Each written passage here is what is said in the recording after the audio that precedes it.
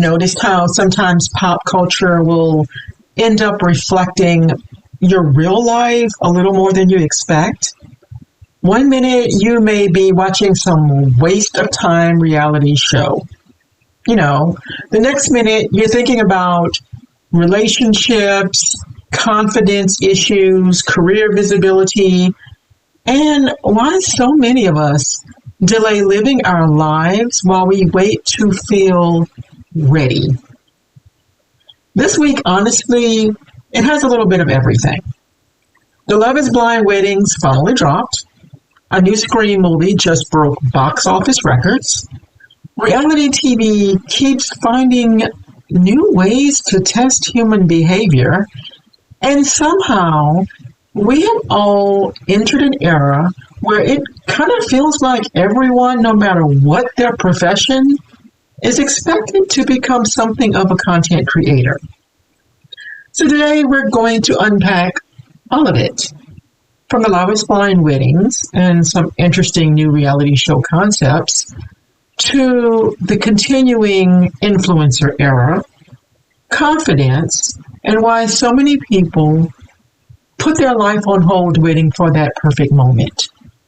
So grab your coffee, your tea, your wine, I'm not judging, and let's talk. Now, if you're a Love is Blind aficionado, you know it dropped the weddings on yesterday for this season. And honestly, there weren't that many surprises. Now, if you haven't watched, of course, I am about to give spoilers. So that's your warning. Only 2 couples actually got married, Amber and Jordan and Vic and Christine.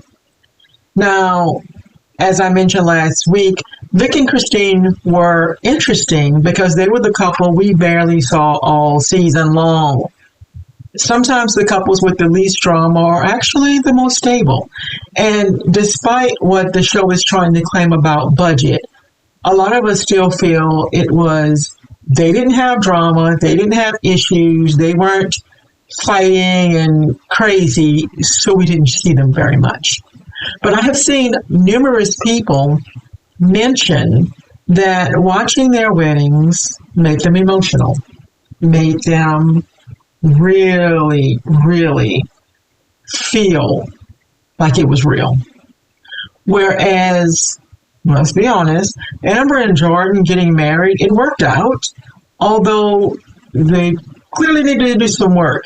And I'm sure I'm not the only person who watched that wedding and felt like they were just as surprised as we were that they were saying yes.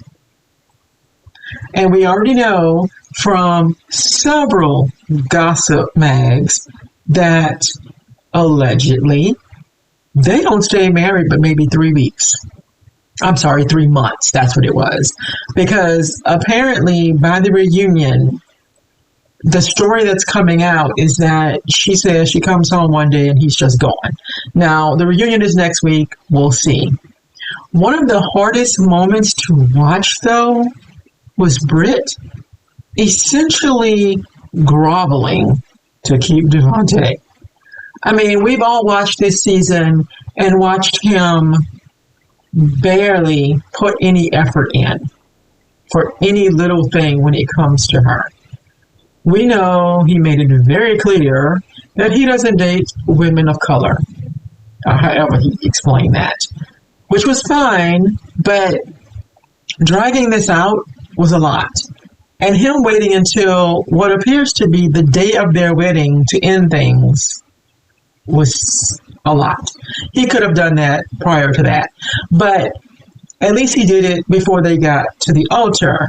But what was cringy and was uncomfortable as a woman to watch was him essentially trying to break up with her and her essentially acting like she didn't understand. She kept saying that they were still together, they were still going to get married, at least there was that, when he's clearly packed all of his things. He's leaving and saying something about, we'll stay in touch. That's not, you're still engaged, girl. There's something about seeing someone beg to be chosen by a person who has already made it clear they aren't attracted to them that just hits differently. At some point, you want to just reach through the screen and say you deserve better than convincing someone to value you. Unfortunately, too many of us have been there. And we look back on our lives and we realize we put ourselves in situations, or we stayed in situations way longer than we should have. And unfortunately, that's not something we can fix for her. It's something she has to figure out on her own, just like we did. Hopefully, by the reunion next week, she's had some time and perspective to realize that walking away from someone who does not see your worth is not a loss. It's actually the beginning of something better. And speaking of things people love to watch, if you're a horror person, if you love scary movies, Scream's latest episode dropped.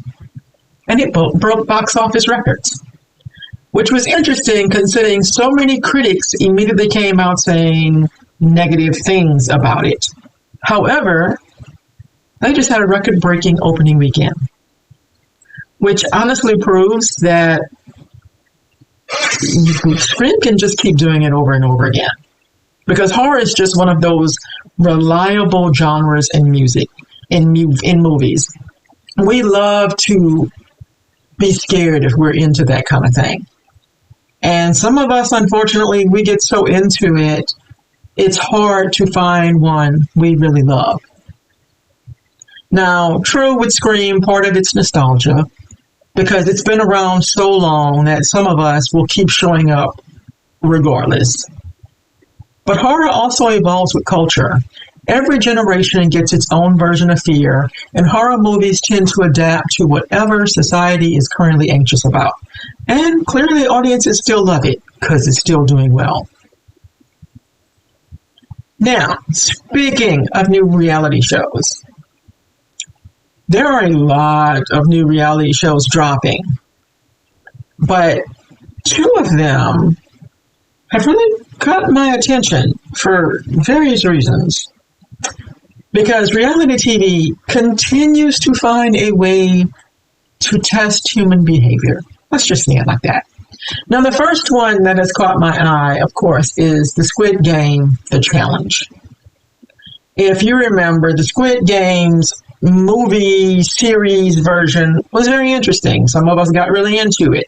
And then they made what was essentially a reality type version where you could actually win money and you weren't really dying for every step for real people. Well, now they're coming out with what they call the challenge, where the contestants are going to be celebrities. So far, the cast includes people like Hannah Goodwin from The Bachelor, or content creator Christy Sarah. You know, the one that everyone has been watching lately go through a very public divorce. But what do they say? Success is the best revenge. It will also include Ryan Serhant from Owning Manhattan, Mel B of the Spice Girls, Dylan Efron, NBA star Tristan Thompson, and weirdly enough, Kim Zolciak from The Real Housewives of Atlanta. So this isn't just going to be your everyday contestants. I don't know if there will be more celebrities announced later. These are the only ones that have been announced so far. But they will be competing in high-pressure challenges, adding up to a completely different dynamic. At this point, reality TV is starting to feel less like documenting reality and more like some type of a social experiment. But we'll see. And this other one, it's generating curiosity, but, interestingly weird way. It's called Age of Attraction, and it's coming out on Netflix this month. The premise is fascinating and strange. We're talking contestants all the way from 22 up to over 60. They're going to be forming connections without knowing their partner's age. You heard that right. So very similar to how Love is Blind removes the visual element from everything. This show, they'll get to see each other, but they're going to remove age from the equation. Now, don't get me wrong, some people, you could look at them and not know their age to save your life, but there are others that clearly look their age, so I'm not sure how this is going to work. Couples build emotional connections first, and then they're going to have to decide whether they want to commit or not before they find out how old the other person actually is. Now that can create some interesting moments because age is one of the biggest filters people use sometimes with dating. We all have these mental rules about what age someone should be. And when you remove that information, people are forced to connect with the person first and deal with the age difference later. This is definitely going to spark some conversations about generational expectations, double standards. We'll see. Now, moving on to something a little bit lighter. The influencer era. That has been a culture shift that has been hard to ignore. It used to feel like influencing was something reserved for the beauty creators and the lifestyle bloggers. But now it seems like almost every profession is building a platform. There are doctors on TikTok and lawyers and realtors. They're explaining their cases on YouTube as lawyers. Realtors are building personal brands online. It also feels like having a public presence is part of having a career, which raises an interesting question. Is stepping into the public arena becoming a necessary thing regardless of what field you work in? Has it become a part where you don't really have an option anymore? Because we all know visibility can open doors. But it can also come with a lot of pressure if you're someone not comfortable in front of the camera. It's something to think about. And that leads us into something else to think about. A lot of people delay doing things because they don't feel confident about how they look. They say things like, I'll start posting videos when I lose weight. I'll go out more when my hair grows out from this horrible haircut. I'll take pictures once I feel better about myself. And before you know it, years have passed. Life ends up getting delayed while people wait to become a version of themselves that they think is more worthy of showing up. But the truth is, life is happening while we're waiting to feel ready for it. And we're not promised tomorrow. One thing that's really interesting right now is the shift happening with women over 40 becoming much more visible online. For years, media acted like women disappeared after a certain age, and now we're seeing something very different in the influencer arena. Women are launching businesses, starting podcasts, building platforms, and reinventing careers a lot later in life. Because sometimes the second half of life is when people finally stop worrying about everyone else's expectations and opinions and start showing up as themselves.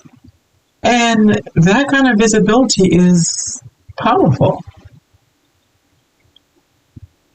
Now, last week, we officially launched the Nonfiction Book Club, which I'm really excited about. If you weren't here and we were discussing this, I was talking about launching a virtual club because I already do one for fiction. I went ahead and launched a nonfiction one, and the very first book we're going to do for the month of March is going to be The Mountain Is You by Brianna Weiss. I've had that book on my TBR for a minute. And it's one of those things where you know you need to read this because the premise really speaks to how you sometimes get in your own way and you keep putting it off. So, diving into it with others will help us get past our own limitations and move forward.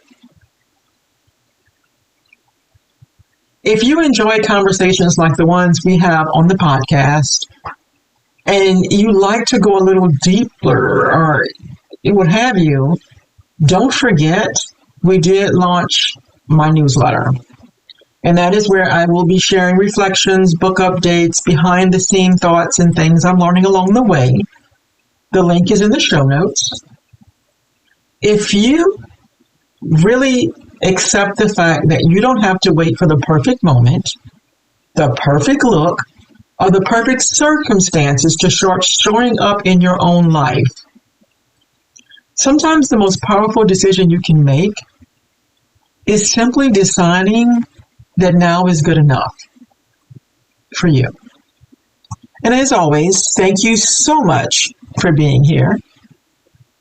Hit me up if you have any thoughts or questions or what have you. You know I love hearing from you. And I'll see you next week.